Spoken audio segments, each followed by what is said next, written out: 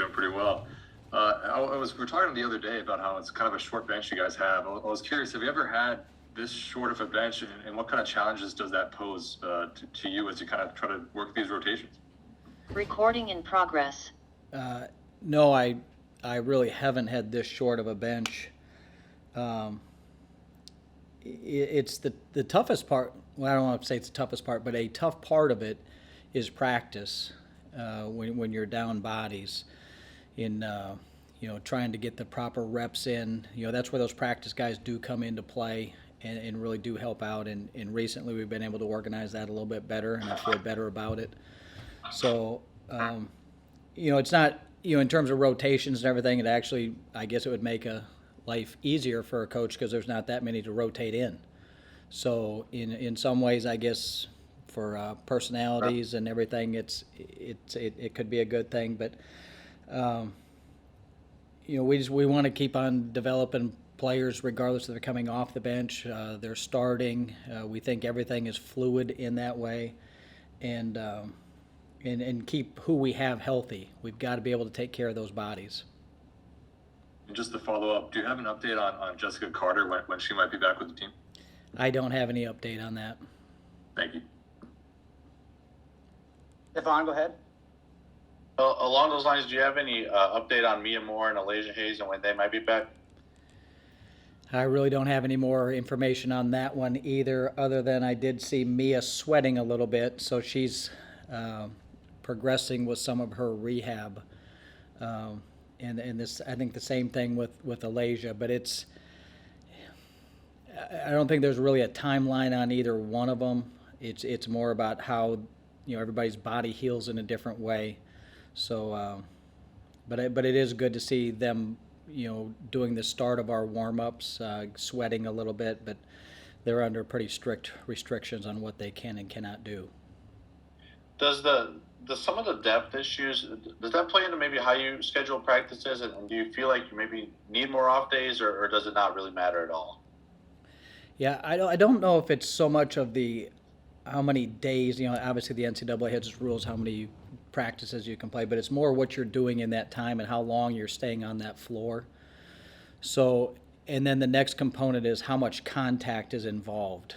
So we're probably not having as much contact as what you would normally have, and we would use pads and try to keep people away from their feet as much as possible, so there's not a chance for some type of injury, which is a good thing to do later on in the season with anybody, as the season takes its toll on their bodies. But no, we've been probably extra careful about some of that, considering when sometimes we're practicing with 8 people. You can get a lot done in a short amount of time with those 8 people, as opposed to if you got 15 people out there trying to get some reps. Robbie, go ahead. Coach, you mentioned the lack of bodies that you have and lack of size too. That's been an issue as well. But early on in that ball game the other day, you're going up against a player that's one of the best in the country at her position, and it seemed like you really frustrated Naz Hillman and some of the players from Michigan defensively. Did you like the execution in the first half, especially and really for the whole game against Michigan and what you saw in that one? Yeah, I did. I thought we competed on the defensive end really well. And, one person doesn't stop a player like that. She is really good, commands a lot of attention. But I thought we were just tough enough in building some walls against her individually. And then I thought the players that were a pass away, which would either be on a ball side wing or up top, were in what we would call a dig position and ready to rake if she put it on the ground. So I don't think she felt as comfortable as she likes. There's 2 schools of thought. You can full front, face front, and try to deny somebody like that the ball when you're a little bit smaller in the post, and that's a good theory, and I do like that, and we've done that before. But she's there are very few players like this in the country right now who actually can seal and get layups. And so her lower body strength is ridiculous. She keeps her arms up. Looks illegally, of course, because I'm on the other side, She breaks that arm some, but she does a really good job fundamentally where she can catch you on a side and she's just laying it up. So we chose not to do that and just go to a three-quarter stance and then slide behind, which seems dangerous, and it can be. But then you need to have those extra players around there digging and harassing, so it feels like there's 4 players around her without necessarily committing a double team, because I think you could see how well she passes on a diagonal opposite, and that's one of the best things she's done. And she's so good, she's seen so many double teams that you go after her with a double team and she'll just fire that thing out opposite, and number 3 is going to knock down those 3-point shots, and they're good at it. So I did think we provided some pretty good resistance. Following up on that, I mean, you haven't seen competition like that yet this season. You played some good teams, but that's a top 15 team, and similar to some teams you might see in the SEC. Did you learn anything from your team? Do you feel better about your team moving forward after seeing them in that situation? Because you can't really put that in play in practice. You can't put a Nas Hillman out there in practice to go up against. Did you learn something from your team in that ball game? Yeah, and we talked to the team about this. It's kind of ironic. It's Thanksgiving, and everybody wants to talk about what they're grateful for or thankful for during Thanksgiving. And it's usually all the positive things. But there are times in life where you have to say thank you, Michigan, for maybe exposing us for who we are at this present time. And nobody wants it. I have a hard time right now saying thank you, Michigan, for that loss. Nobody wants to lose, but we don't want to make excuses. We don't want to blame referees. That is who we are today. We're not there yet. So some of the lessons that they taught us in terms of how long we can go, we got a little frustrated on the offensive end, and we didn't work them enough side to side. We didn't move the ball enough. Well, that's because of what they did. They put some pressure on us, and they made us a little bit tighter than we might have been in some of the other games. And so when you don't work somebody on the offensive end, it becomes extremely hard on the defensive end. And that's where the defense kept us in there for sure.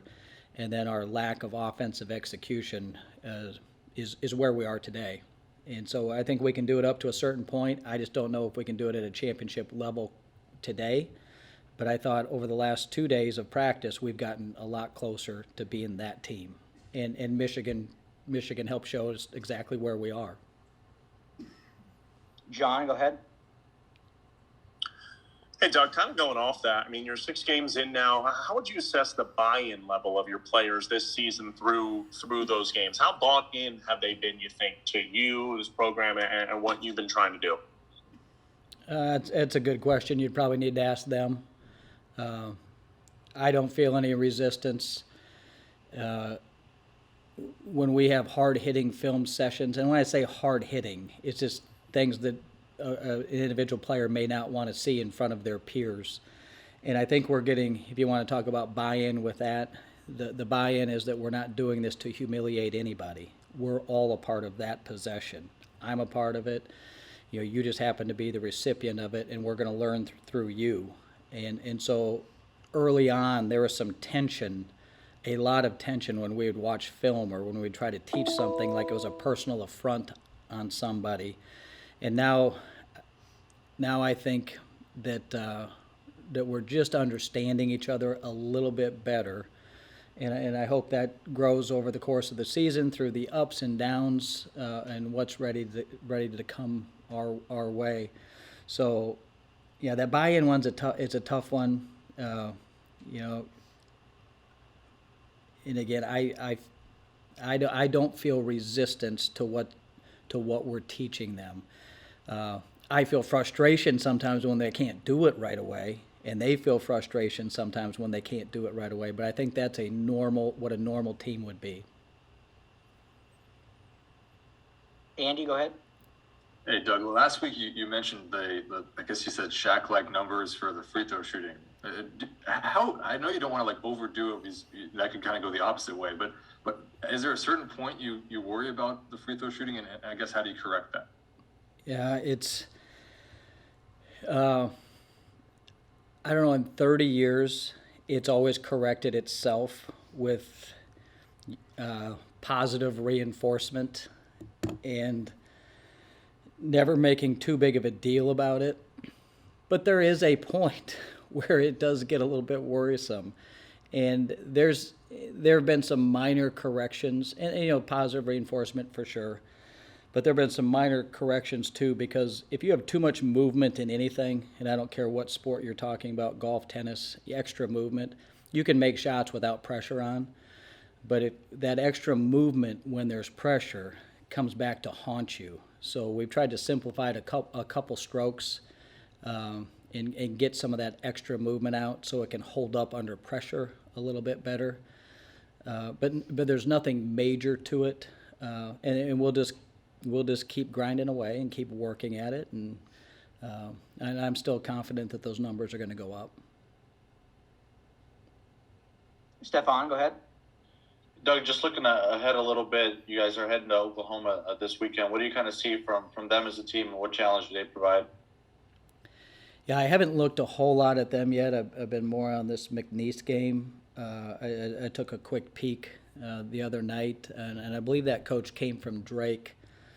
And so I knew the men's staff pretty well, and she's thought of very highly in the coaching world with some of the stuff they're doing offensively, and that's a program that's done very well over the years. So, again, I think it'd be another exciting atmosphere and a team that's playing really, really good basketball to go up against. And then I think we have a little stretch after that.